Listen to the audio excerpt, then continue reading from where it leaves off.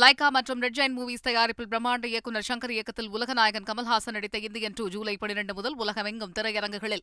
Colony ஆதிக்கத்தை விட மோசமான அரசாக பாஜக அரசு உள்ளதாக முன்னாள் மத்திய நிதியமைச்சர் ப. சிதம்பரம் குற்றம் சாட்டினார். ஒப்பிட்டு பார்த்து உறுதியாக சொல்கிறேன், 90 முதல் 95% பழைய பிரிவுகள், பழைய வாசகங்கள், பழைய சொற்கள், பழைய சொற்றொடர்கள் அப்படியே புதிய சட்டத்தில் காப்பி அடித்து ஒட்டியிருக்கிறார்கள். கிரிமினல் ப்ரொசீஜர் கோடை பொறுத்தவரையில் 95% காப்பி அடித்து ஒட்டியிருக்கிறார்கள்.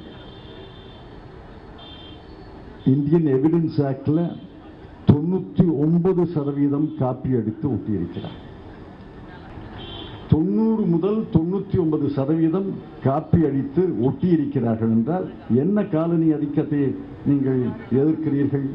உங்களுடைய இயலாமையை, கையாளகத்தன தன்மையை, அவர்கள் எழுதியதை விட சிறந்த வாசகங்களை எங்களால் எழுத முடியவில்லை என்பதை ஒப்புதல் தந்திருக்கிறார்கள். லைகா மற்றும் ரெட் ஜெயண்ட் மூவிஸ் தயாரிப்பில் பிரம்மாண்ட இயக்குநர் சங்கர் இயக்கத்தில் உலகநாயகன் கமல்ஹாசன் நடித்த இந்தியன் 2 ஜூலை 12 முதல் உலகமெங்கும் திரையரங்குகளில்.